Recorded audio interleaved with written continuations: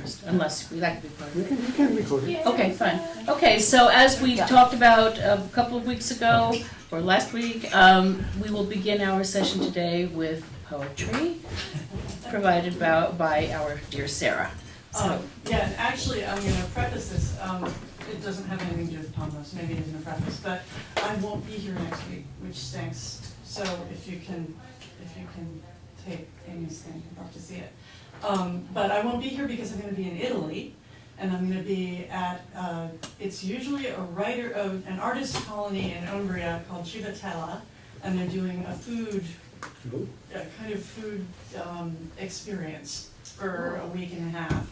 I only can do it for a week, but we'll be taking some cooking classes. There will be some food writers there. There's going to be truffle hunting, going to prosciutto factory. Should be amazing. so you can stop now. Yeah. So I won't be here, but I will post to the Instagram. I'll keep posting pictures and a little commentary just so. Yeah. So that's where I'll be. You can think of me. Nancy, along those lines, I guess no news is no news. We don't know anything about the grants yet, I take it? Is that? I'm not the one to ask.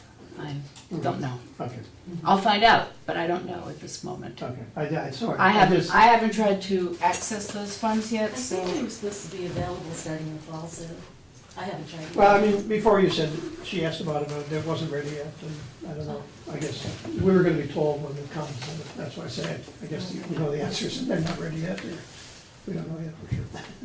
Okay, I'll find out about that. I was thinking in your travel, I assume you'll be using some of the money for that.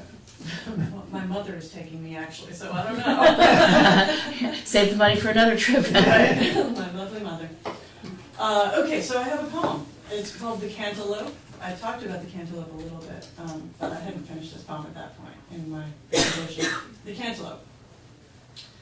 Read through the lace, the reticulated net, ropey and rough, to see the orange blush beneath. Smell the stem end, the omphalos of dirt, stalk, transpiration, xylem, and generation. Push that navel with your thumb, thinking of your baby's fontanelle. This is how you know it's ripe, and the flesh within will be bright, milky, sunset orange and sweet all over in your mouth. You would not eat cantaloupe, not even though you craved it, for fear it would not be perfect. The prospect of disappointment was too harrowing for you, while I dove in teeth first to melon after melon, eating my disappointment, down to the rind, and forgiving the overripe and the ordinary for the chance at joy. Thank you.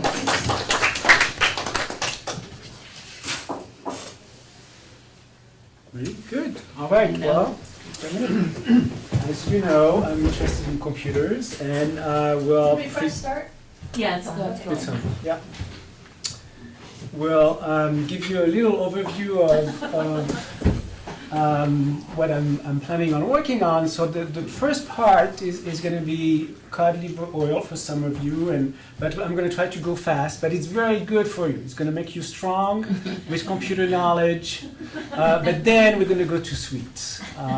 So if you bear with me a little bit, it should be fine. So I want to show you first example of what I call ML, machine learning. So the idea of computers learning information and being able to process that in ways that now approximate human behavior. So I have several examples. The first one is this one, and I hope the sound works. It's only here. See how many of you? Hi, I'd like to reserve a table for Wednesday the 7th. For 7 people? It's is- for 4 people. This is a computer 4 speaking. people when? Night? Wednesday at 6 p.m. Oh, actually we need to for like after like 5 people. For 4 people you can come. How long is the wait usually to be seated? For, when tomorrow or weekday or? So Or that's next Wednesday? it's Google Assistant. Oh, No, it's not too busy. Reserving a table at a restaurant, at the Chinese restaurant. Oh, I gotcha. Thanks. So here is an example. So that was released at Google I/O last April or May. That's the CEO of Google now. And so what you see is an example of machine learning, understanding human speech, the person at the other end of the phone, and trying to make a reservation. So how it started was the user of the phone asking the Google Assistant, please make a reservation for this particular time for 4 people.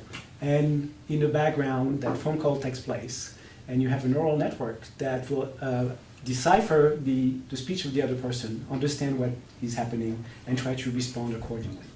So that's one example of machine learning.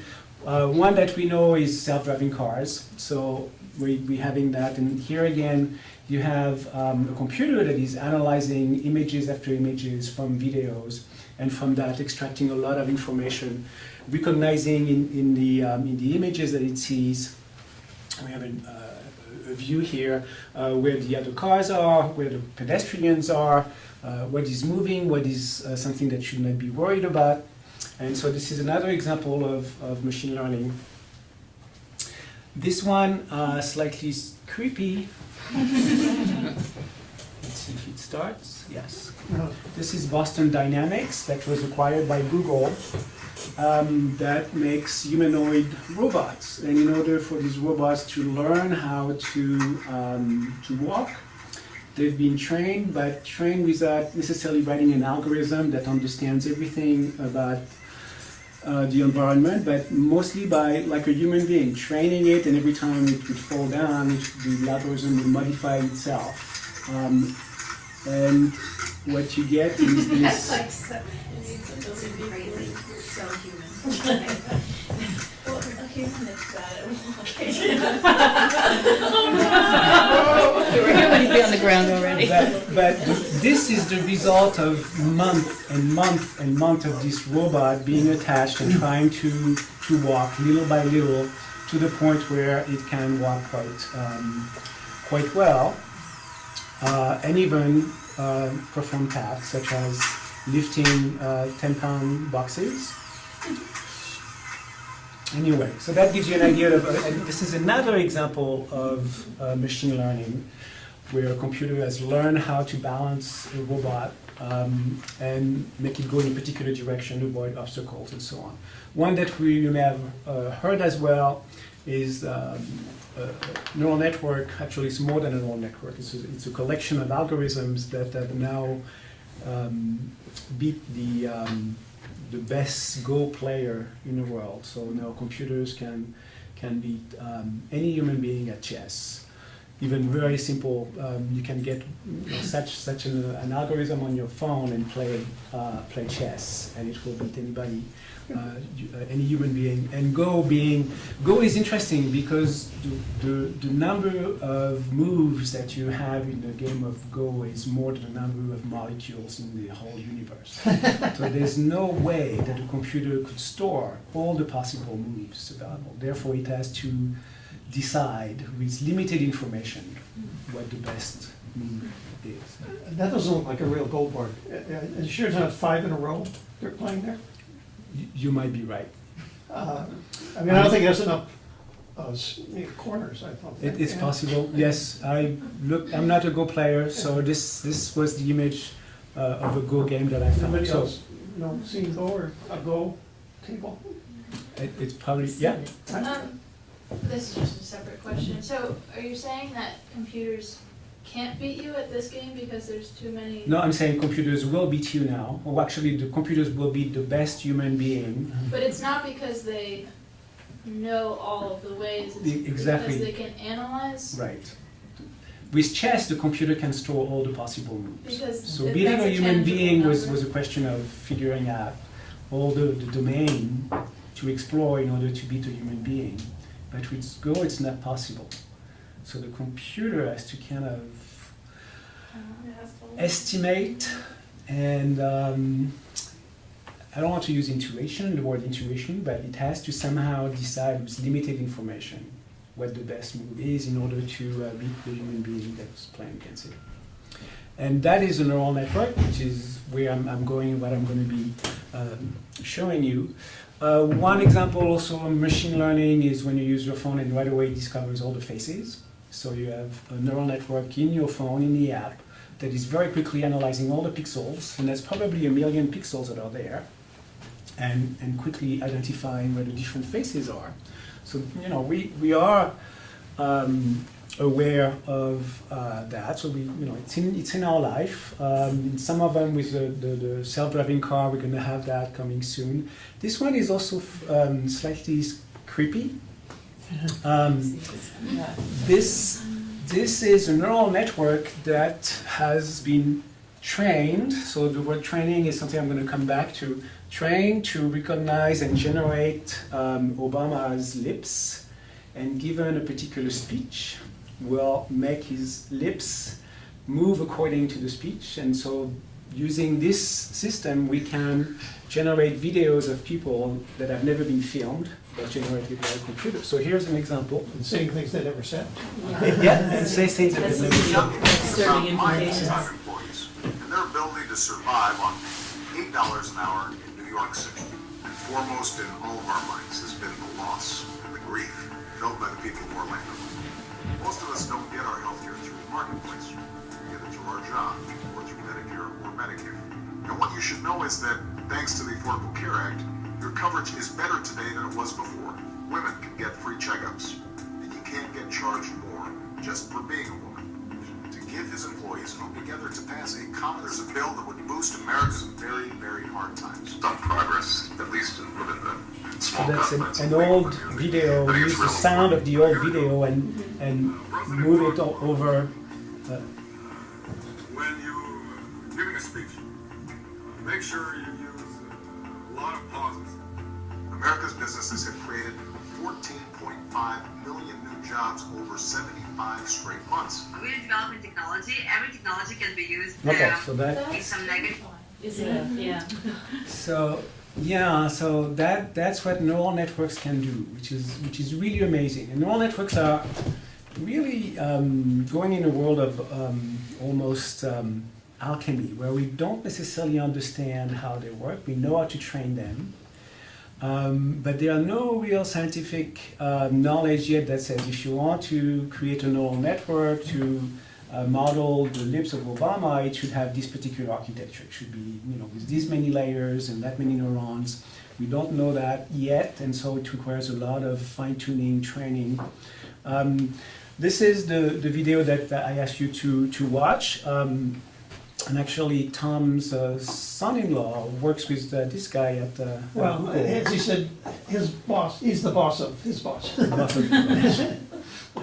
But I thought it was a good way. I've never seen a video that explains how a neural network It was very works as simply as he does, which is why I asked you to. Glad you called it simple. Well, I'd like to. I'm going to try to go where he describes that the part that I want to spend a little bit of time on, and that's it. Works in the op. I want to stop there. Maybe if I hold it. So that's a neural network here. The circles, that are neurons, and they're organized in columns. We call them layers. And on the left, you have the input layer that receives data. In this case, these are pixels from an image. And then the information, it's all numbers. So as long as you can transform your world or whatever you want to learn into numbers, then you can feed them through these neurons, and basically you have multiplications and additions that take place. Nothing really complicated, but you have hundreds or thousands of these layers and neurons. And at the end, you have here in this case, you have the output layer that has two neurons. So this particular network can probably discriminate between two different things, can recognize two different things, maybe two different kinds of birds. So typically they're used for categorizing information, and in this case, that would be a neural network that might recognize two different kinds of birds. So the number of outputs typically is the different categories that you want to recognize. So that's the idea of neural networks. I'm going to spend a little bit of time on this, explaining briefly how that works. So that's a very simple neural network. We have the input layer. In the middle, here there's only one hidden layer, the blue layer, but we could have hundreds. And each circle represents a neuron. A neuron is just something that can store a number, just a real number. It's nothing more than that. And the arrows that exist between the neurons represent relationships. So, and I'm going to show you an example with the traffic light. So maybe before I go into explaining that, the hidden layer will contain these numbers and will send these numbers. So the number in each neuron will be sent to all the neurons of the other layer. So you can see that whatever happens here can influence anything in the hidden layer.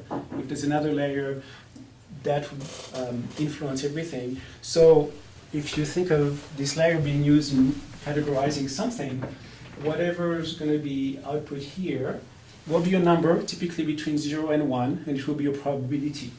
Which of these two has the highest number will tell us that whatever we had at the input will be of that category. So it's just a probability, and the number that is highest indicate that that's probably the most likely answer to whatever you gave at the input. And you see that whatever happens at the input can influence this neuron, because everything here will go everywhere, so we'll be somehow influencing through multiplication and additions what we have here, and will influence that. So could we say that the hidden layer is like a filter? Yeah, and they can act as filters, things that recognize particular patterns. And as you go further and further and further, the neurons will aggregate, if you want, some of the information that has been discovered by previous layers. For example, when you do vision and you train a neural network to recognize a human face, you're going to find that the first hidden layers will recognize very simple things like lines in the face, and the next layers will maybe recognize the corner of an eye. And then later on, further down, the layer will recognize the whole eye. And it's only at the end when they'll be able to say, oh, we've recognized this particular person. You have to choose in advance what kind of input you're going to look at. Yes. Yeah. Yeah, that's That very must be hard important. too. I mean, Yes. color and sound are pretty easy, I assume. Color and sound is pretty easy. Typically, when you categorize something, you need 1,000 different inputs for that particular category. So if you want to recognize the song of a particular bird, you need 1,000 different samples of that bird singing, and they have to be different. Mm. So, I'm reminded of smell, a smell. because smell is very combinatorial. In a particular molecule, the input, the molecule, gets into your nose and binds to one or more receptors. And when it binds to that receptor, it sends a 0 or 1 Okay. signal to the neuron. And then that goes traveling and recombines up into your olfactory bulb. So very, it sounds very much like. Well, I mean, this is the computer scientist's attempt to figure out, the computation that takes place in our brain and try to simulate it in some ways. And with this particular model, we've been very lucky. Not everything can be modeled and predicted with this, but we can apply it to many different areas. So the great power of neural networks is that they're kind of generic purpose. Once you figure out the architecture, the number of layers, and how many neurons per layer, then you can retrain it for a different problem, and very likely it's going to work quite well. There's something that is very counterintuitive and not quite right. Piece of information that journalists are using is that the computer that beat the best Go player was reprogrammed or played with itself for 2 hours and was able to get back to the level where it was before, just starting from scratch. It took only 2 hours for it to learn the rules of Go. But what is not said is that it took months and months and months of training and testing and figuring out what kind of neural network would give you that result. So once you have it, yes, learning the rules with a supercomputer can take only 2 hours. And so when you talk about training, you're talking about human feedback on the other end, saying Yes. you got that right or you got that Yeah, wrong. yeah, that's exactly what I'm going to do now. So assume that we want to train a neural network to recognize a traffic light. So for some reason we're able to have 3 sensors that will detect 3 lights. And if the light is red, our sensor is going to give us 100, which is going to be fed to the top neuron. The middle light here is going to be sensed with a different sensor. And I'm going to assume that the pure yellow is going to be 60 and green would be a 20. So I'm going to, our input layer is going to get 3 numbers. And if it is 100 here and not close to 60 and not close to 20, then I'll be able to decide whether I want to go or I want to stop. Okay? So this is a very kind of simplified version of what I want to do. I'm going to call this number R for red, this number Y for yellow, this one number G for green, and then 2 outputs, go and stop. And if what I get at the output is 0.6 in go and 0.3 in stop, means that you can go. The probability of going is stronger, is higher than the probability of stopping. And so what H1 is, this neuron, so we're showing it as a neuron, and as I said, it's not really complicated, it's just a number. H1 over there is going to be R multiplied by W11. This is just a number that is represented by that arrow. So the arrow that we show is just to show that we're going to take R and multiply it by some number. And we show it as an arrow. Y is going to be multiplied by W12. So this arrow here is going to be a number. So I have a number here, a number there, a number there, and I'm going to take red, yellow, and green, whatever the numbers are, multiply them by these numbers, add them up, and that's going to be the value stored in my neuron H1. Very simple. So it's just math. And it happens to be, if you look at computing H2, computing H3, computing H4, this is a matrix multiplication. And it's the same kind of operation that gamers require their computers to do all the time when they have the vision of the world on their computer and it moves very quickly around. We have a rotation or a translation. This is all matrix multiplication. So now people who are doing machine learning are using these boards, graphic processing units that you put in your computers to play games faster. So NVIDIA in particular is a company that has gained a lot of success because they were making graphic processing units for gamers, and the world of machine learning suddenly discovered that all they want to do in order to use a neural network is to just do matrix multiplication, just this operation here. So it's all very simple at the lowest level, very easy to program, it just takes a lot of operations. So if you have networks that have many, many layers and many neurons, to compute these values over and over and over, it takes a long time. So What? Sorry, Yeah. I don't know if this is a question that's too much to get into, but what determines the value of the number that corresponds to the arrow? So you start randomly. So that's part of the training. So when you start, okay, maybe it's a good time to talk about that. When you start, you assign random numbers, and they're all typically between -1 and +1. It's a fairly small number, so that no neuron no number is going to overpower everything else. And you provide, so that's the training. You know that something is going to be more red than yellow or green, so you provide the input to your neural network, which generates an output.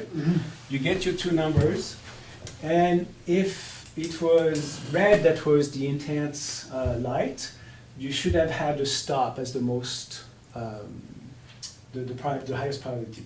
If it's go that is highest, what is going to happen is that the software that trains the network is going to go back, this is called gradient descent, it's going to go back to the network, and all the numbers that contributed for this to be higher than it should have been, we wanted this to be higher, then they're all going to be reduced or increased depending on their contribution. So training means you provide an input, you know what the output should be, and if the output is wrong, then you tell the neurons that did not contribute correctly, you just change their value slightly. Slightly, just a tiny, it's called a learning rate. And you do that thousands and thousands and thousands of times. So for each category, you need maybe 1,000 different types of input for which you know what the output should be. And you repeat the training thousands of times.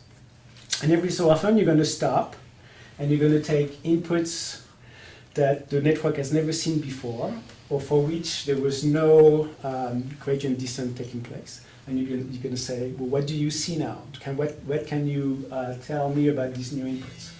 And hopefully, the number of times that the network is going to be wrong is going to slowly diminish. That's the error. So what you want to see is that your network, little by little, is going to actually learn. And the way to figure this out is to give it some images or give it some input for which it will never be trained. So you don't adjust the weight for these. They're called testing inputs. And what you want to see over time is that you want to see that error go lower and lower and lower and lower. Okay, so here I'm showing that this is the same kind of equation for y1. We're going to take y1 is going to be h1, which is right here, multiplied by your number, plus h2 multiplied by your number, plus h3 multiplied by your number, plus h4 multiplied by your number, and that's going to give me y1. So very simple arithmetic that computers can do in a fraction of a nanosecond. All right, and then you train. So here is an example of what you can train with, and whenever it's wrong, you go back and you adjust the weight, then you provide another one and you train, and if it's wrong, you go back and you modify the weights. Same thing, you train with a different image, so you're going to have a lot of different images, and then at some point you're going to test, and you're going to see what the error is. And you see here that it's pretty hard to decide, so your network, what is interesting in that network, you don't have to know what you want, you just, maybe another way of saying that is that you might be surprised at what your network is going to learn, because all you're doing is you reprimanding it every time it is wrong. So it's going to learn something. Is it learning exactly what you want it to learn? Or is it learning something? So here you may want it to stop, but you know, because there's the middle light is red and the top one is red, maybe it's going to do something different. Sorry. Yeah. It learns from the inputs you give it. So Yes. in theory, you could, I don't know, you could put all sort of inputs to generate something, an untruth. I don't know. Yeah. Is that okay? Well, you know, so this is a little bit what they're doing in the video that I asked you to watch, is to kind of provide something that you never seen before, and doing the other way around and see what comes out at the end. There's a very interesting story. In the early days of machine learning, the Army, of course, was very interested in this, and they asked a team to train a neural network to discover tanks in pictures. So imagine that you have a camera watching a particular landscape. If there's a tank somewhere, you'd like the neural network to discover it. And so they trained the neural network with images of tanks and wanted to have the network learn that. And they provided a demo of it. And somebody in the group, the Army group, discovered that the network had started recognizing images that had blue sky, because all the images that had a tank had a blue sky, and all the images that didn't have tanks were just regular cloudy images, and so the network didn't recognize the tank, it just recognized that there was a blue sky in the images that contained tank. So, but really what we're dealing with a system that we don't necessarily understand fully. We just know what we can generate for inputs, what we expect for output, and what it does in the middle, it's going to learn it, but not necessarily in a way that we're going to understand. And so this is typical of what you're going to see. So an epoch is when you take all your inputs and you feed it through your network, training it, and then at the end, you give it the test inputs, the few of them, and look at the error. So this is the error, so this is how many times it's going to be wrong. And as a function of time, you want this to go down, so this is a percentage. And the train is lower than the test, which is normal. It's being trained on the train set, so that error is going to go down. But what is nice to see here is that it's also doing better as time goes by on the test input. And that may take days, weeks, months, really long time on many computers. So the longer your network is, the more neurons, the more time you're going to spend training it. Okay, I have a very nice visualization, so I want to do that a little bit to give you a sense. That's still part of the cod liver oil here for you, but if you bear with me, we're going to go here. And this is a beautiful visualization. There's very few attempts to visualize what's going on inside the network. But here what we have is a neural network, and it can have several different inputs, and you can pick how many you want. And what they're going to be provided is the coordinate, the x and y of a point in space. And you have different kinds of points. And so you see the points we're going to be training that our network will recognize is this group of points. So there's a lot of points on the top half, top right half that are blue, and the bottom left half that are orange. And we'd like the network to, if we give it a point, to tell us what color it is. But first it has to learn how the points are distributed. And we have different kind of distributions. So this one is fairly simple. So we're going to provide them to the network, and we're going to see with just this. So there's a hidden layer with 3 neurons. There's only one output neuron. And we're going to train it and see.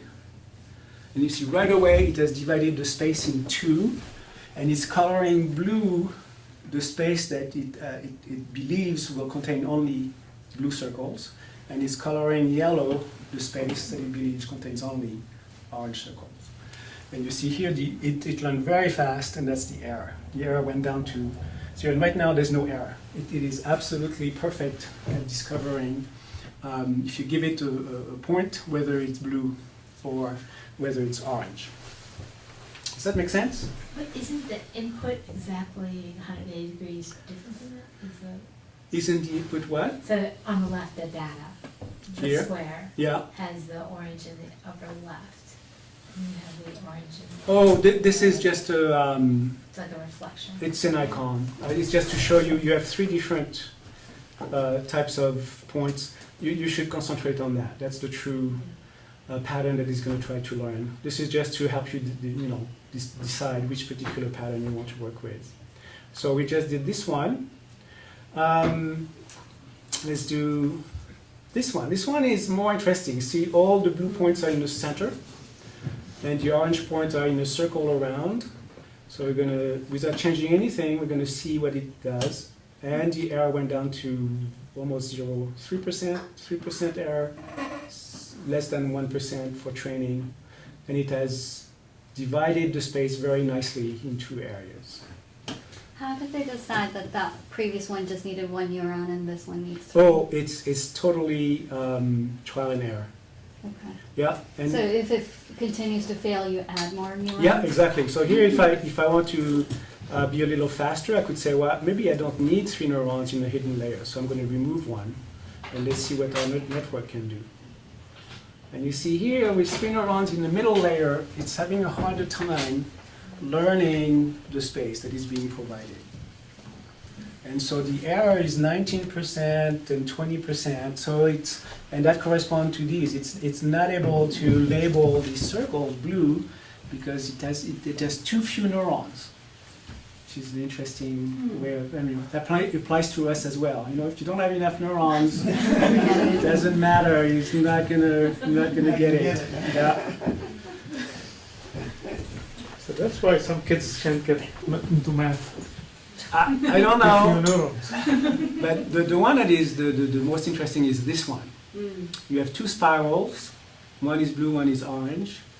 And if I try this particular network to learn it, you see on the left, the error is 47%. It's having a hard time figuring out that shape. And it's going to go for a long time. So maybe I can help it. I'm going to add 2 neurons here. Let's see if it does better. Still not. Okay. So you see that it takes time. It's going to take time, and the epochs are shown at the top, 800 epochs.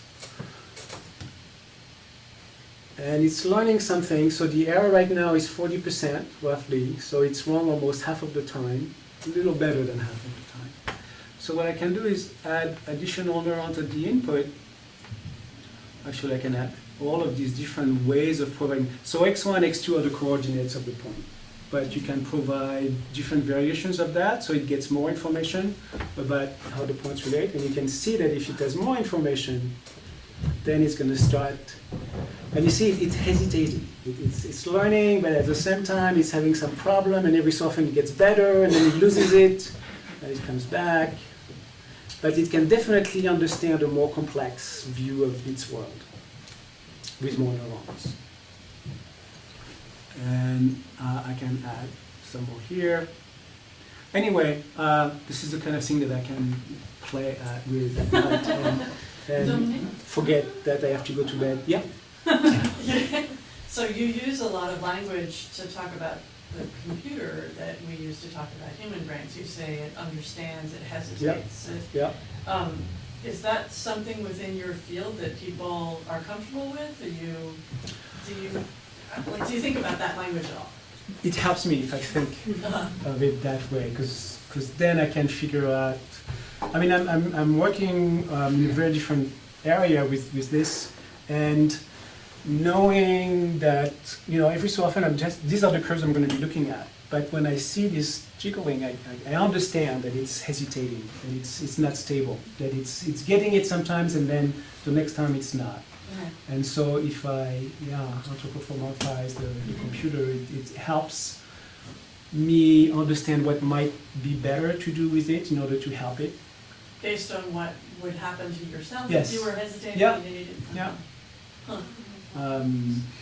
And it, you know, and it's then it makes it more fun to program it, because then it's kind of like a little kitten or something. You know, I created it, now I can play with it. All right, so but that gives you an idea of the fact that you need time, you need data to train it, and here it has plenty of other things you can play with. Like the noise is right here. Our two spirals are very disconnected from each other. If you add some noise, and they're going to be kind of merging and not be as cleanly spiraling around each other, how is the network going to deal with that? Is the thickness of the line represent that particular neuron? Yeah, that's so important? remember, this is an arrow, but actually it's a number. So the thickness of the line indicates which particular arrows contribute more. So you see that network is very sensitive to this neuron and to that neuron, to whatever they get. And that's also a way that you can make your network more efficient at the end. You look at, if there's anything that is close to zero, some of these arrows, if they're very, very small numbers, then we can remove them. And that helps you clean up your system.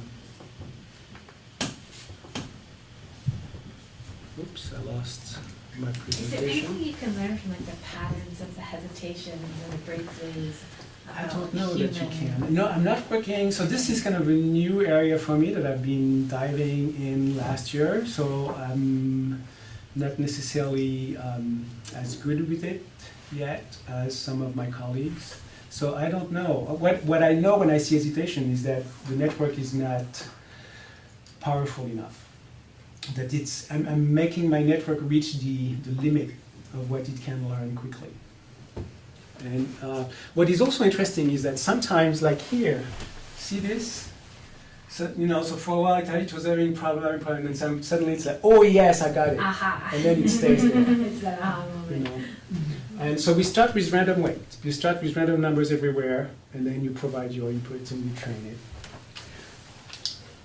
Okay, so what can we learn?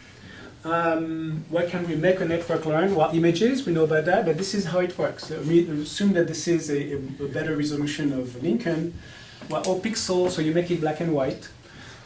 All pixels are actually numbers. I was just saying, that's crazy that I knew that was Lincoln. Yeah. You did? Oh, yeah. Yeah. We have a good neural network. That's, yeah, I don't know how to know. Yeah. And you've been training it for 20 years. Yeah. He has a nice beard. Yeah. Yeah, it is winking.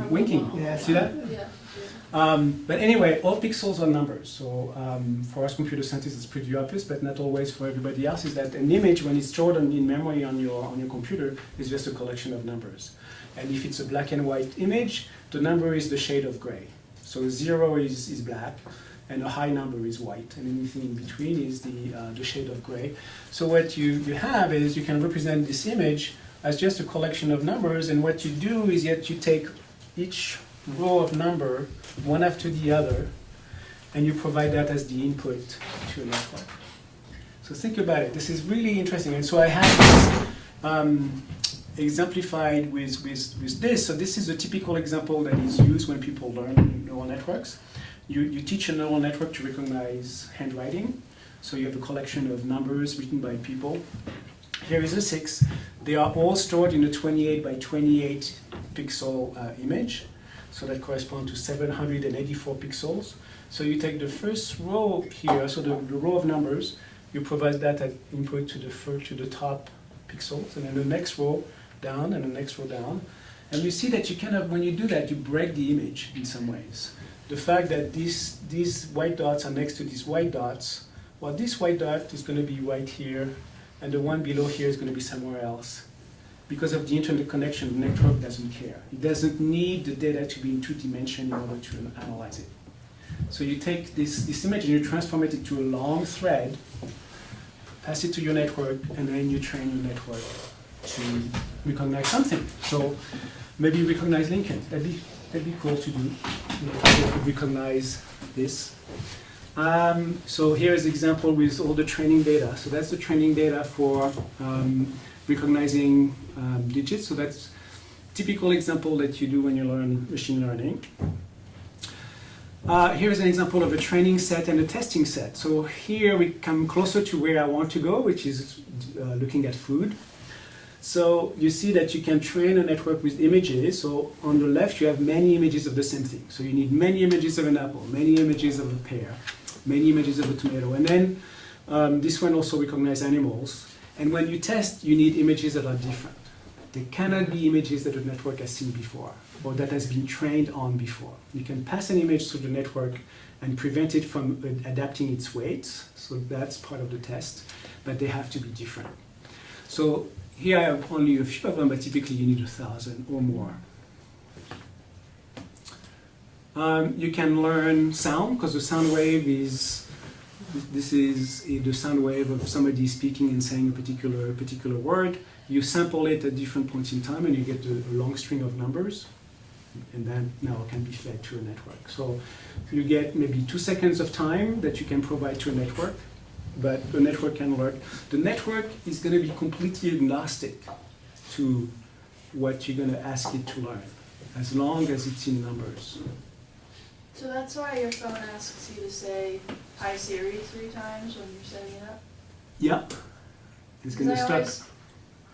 My phone doesn't have Siri, but my boyfriend's does, and I'm always trying to use it, and like, "Hi Siri," and it just completely ignores me until his voice says it, and then it answers. It's like a dog. Yeah. Oh, "Hi Siri, you finally." Just made a liar out of her. Mark, you're welcome. But that's the idea. But now, like Alexa, the Amazon Echo doesn't even need you to train it. But you may remember there used to be systems where you had to repeat the same thing over and over, and then they would slowly learn how to recognize your voice. Now the networks have been trained on many different voices, so they recognize my voice with a French accent, no problem. Why is Alexa so much better than Siri? My son-in-law worked on Alexa, by the way, when he was at Amazon. I think it's the amount. So the question is, why is Alexa better? Yeah, I mean, is there something different about it? I think it's the amount of time that they spend on creating the network. Okay. See, whenever you deal with machine learning, you have to say at some point there's a particular error that is good enough for me. So it's either 5%, so if it's 5%, then 5% of the time it's going to be wrong, and you say, oh, that's fine. You can never train a network perfectly. You always train it towards a goal, which is, there's an error that it's going to make, and if it's acceptable for me, then that's where I'm going to stop training it. And I think Amazon is also constantly updating Alexa. the networks. And so your system is being updated regularly. Siri, maybe not. But I think it's a question of effort that is put by the company. And Alexa also, what happens when you talk to it, a lot of the information is going to be sent to Amazon, analyzed there with their neural networks, and sent the answer back to Alexa. So there's not much computation that's going to be done on that device in your room. Yeah, I think Apple may do the same. For those of you interested in writing poems or stories, you can also train a neural network to recognize text. And it's very simple. All you have to do is you have to create a vocabulary of the document domain that you want to work with. So imagine that this is a book. What I would do is that I would create a dictionary of all the words. And then when I have a sentence, whatever sentence, I would code it as which particular word of my vocabulary I'm using. So this is called a one-hot vector. All the numbers are either 0 or 1. 0 means that that word doesn't appear in the vocabulary. 1, that's a word from the vocabulary. And by doing that, then you can provide text to a neural network and ask it to recognize whatever you want. So you have to label your text, your sentences with something that you want the network to recognize. Maybe your sentiment. Is it a sentence that expresses anger? Is it a sentence that expresses joy? So by labeling your different sentences, you can then teach your network to recognize sentiments, which is something that is very hot in machine learning, computer science now. Having neural networks recognize very quickly what the population feels politically and so on, just by analyzing very quickly social media.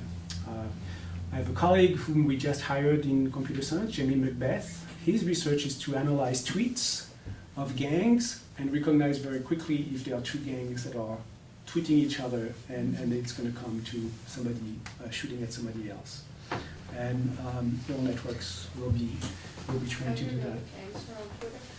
Yeah, gangs use Twitter. Yeah, but they will never use the word gun. Yeah. They will never use the word shoot. So it's a very different vocabulary. But yeah. Must have an awful time dealing with irony. And satire, So now let's see where we go with that. I can look at recipes and train a network to recognize recipes, or to recognize something about recipes. And so the idea is you create a dictionary of all the ingredients that you expect to find in the recipes that you're going to be processing. So you create, this is a dictionary, you assume that I have only 9 here. And then recipe 1 could be 1110, and what that would mean is that that recipe contains only egg, flour, and water. And then recipe 2 would be egg and salt and parsley and cheese. And so you can code all your recipes this way. If you want to also code the quantity, then you can have another number that would be 1 cup, 2 cups, 3/4 of a cups, and whatever you need. The network doesn't care the units. So it could be cups, could be grams, could be anything, but as long as you quantify it, then you create more columns. And what is interesting, for example, if you want a column for the number of eggs, it does, so you would have 1 for the egg, but somewhere else around here, you could have a column that will be the number of eggs. And the network, again, it will be completely agnostic to the fact that the quantity of egg is not near the column, the number that represents whether we have eggs or not. Okay, so now I can move on to this. So that's it. This is it for the cod liver oil. So thank you for still being awake. This was like, the scientific part. Now I want to show you what people have done with that, but I think it's a good time to take a little break. I wouldn't mind having a little break, and then I'll resume with the dessert. Very good. Yeah, let's say let's say 5 minutes, and then it'll be closer. Okay. We say 5. We say 10, it'll be 20. Oh, good. Clarkdale Farm up in South Deerfield has twins. Oh, yes. How many? You said you were 3-minute video of the not hot dog. Oh, you did? I didn't see that. I just sent it because I just remembered. Okay, but I was able to process your image. you were? Yeah, this morning. I had some time. Thank you. I know how to stop it, but I don't know if it's So gonna the save this video on the is on file. that again? Oh. It's from